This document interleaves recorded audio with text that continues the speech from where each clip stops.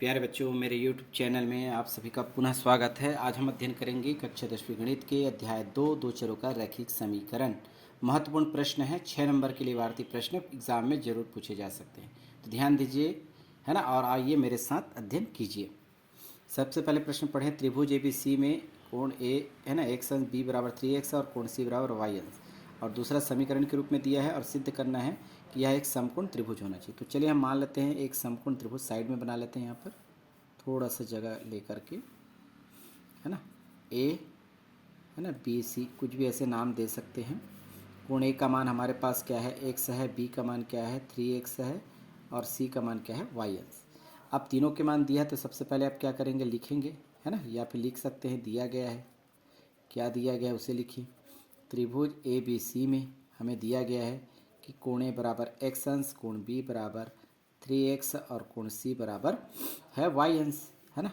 तो हम जानते हैं कि त्रिभुज के तीनों कोणों का योग कितना होता है, 180 अंश। लिख सकते हैं त्रिभुज के तीनों कोणों का योग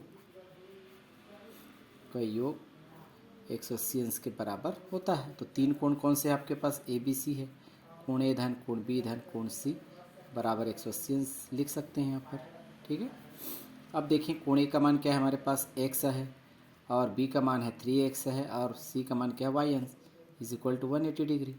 अब इसमें देखो x वाले जुड़ जाएंगे, 3x है 1x है यानी 4x होगा, plus y is equal to 180 degree.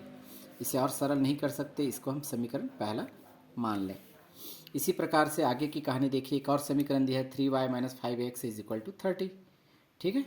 तो इसे हम दूसरा समीकरण दिया गया है ना, यहाँ पर लिखेंगे कि 3y minus 5x is equal to 30, ये आपका है समीकरण दूसरा।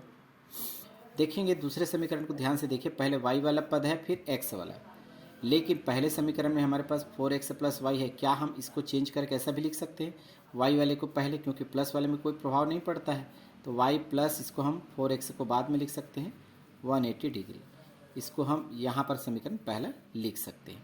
अब इसमें दोनों में क्या है, एक रूपता आ गई। इसे हम चाहे तो विलोपन विधि से बना सकते हैं या फिर प्रतिस्थापन विधि से। तो मेरे ख्याल से विलोपन विधि ज़्यादा अच्छा है, या फिर आप प्रतिस्थापन विधि से भी आप बना सकते हैं। तो प्रतिस्थापन विधि से बनाने के लिए यहाँ से आपको एक मान ज्ञात करना पड़ेगा, y का मान, चाहे x का मान। तो y का मान ज्ञात कर लेते हैं, इसको या करके यहीं पर लिख लेते हैं, y बराबर है ना 180 अंश, ये 4x पक्षांतर में चला जाएगा माइनस 4x।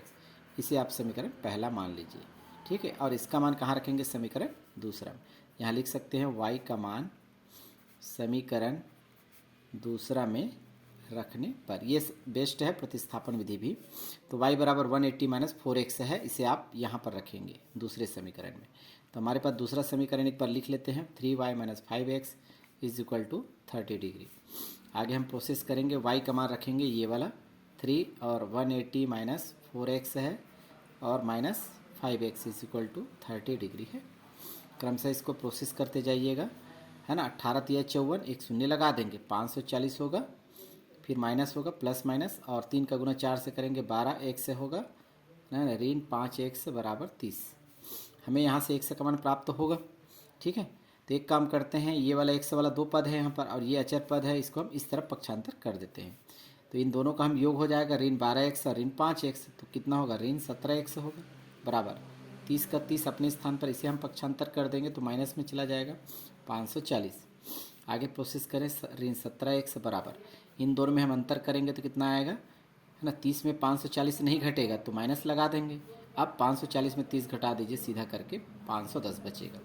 दोनों तरफ माइनस माइनस है, काट दें तो हमारे पास 17x बराबर कितना आएगा, 510। तो हमें तो x का मान ज्ञात करना है, तो x बराबर क्या लिख सकते हैं, 510 बटा में आ जाएगा 17। 17 के पहाड़ा में 51 आता है, काट सकते हैं, 17 एकम 17, 17 तिया 51, और 17 शून्य 0, अर्थात हमारे पास x का मान क्या आ गया भाई, 30 अंश प्राप्त हो गया, ठीक है।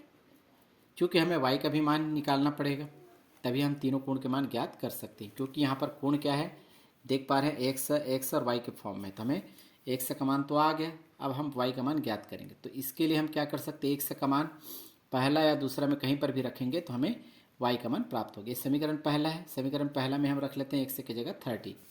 अब लिखेंगे समीकरण पहला से, समीकरण पहला क्या है, y is equal to 180 degree minus 4x है, x की जगह यहाँ पर रखेंगे, क्या रखेंगे 30 y is equal to 180 minus 4 गुना कर देंगे 30 से। इस तरह से y is equal to 180 minus इन दोनों का गुना करेंगे, 4 तिया 12 यानी 120, तो y बराबर प्राप्त हो जाएगा 60 अंश। इस तरह से x और y के मान आ गए। अतः अब हम क्या कर सकते हैं, कोण ए बी सी का मान ज्ञात करेंगे। प्रश्न में हमें पूछा गया है कि एक कोण कितने अंश का होना चाहिए, समकोण होना चाहिए ना 90 अंश का। अतः हम कोण ए का, अतः कोण ए, तो कोण ए का मान कितना है x अंश, और x का मान कितना है हमारे पास 30, x का मान आ गया 30 कोण ए का मान। कोण बी का मान क्या है 3x है ना, x के मान यहाँ रखेंगे 3 गुना 30, तो कितना आ गया यहाँ पर 30 तिया 90, यही तो समकोण बताएगा। कोण सी बराबर है हमारे पास y, तो y का मान हमारे पास कितना है 60 अंश है ना। तो यहाँ पर लिख सकते हैं कि कोण बी पर कितने अंश है 90 अंश है ना, चूँकि लिख सकते हैं कोण बी बराबर 90 अंश है। अतः हम बता सकते हैं कि हमारे पास सिद्ध करना था कि यह एक समकोण त्रिभुज है। अतः एक समकोण त्रिभुज है, इस तरह से आप आंसर लिखेंगे। इस तरह से आप आसानी से इबारती क्वेश्चन को समझ के बना सकते हैं। बिल्कुल आप अच्छे से इसको समझने का प्रयास करें, एक बार नहीं तो 2 बार कम से कम अवश्य देखें, ताकि आपको पूरी तरह से यह वीडियो समझ में आ जाए। धन्यवाद।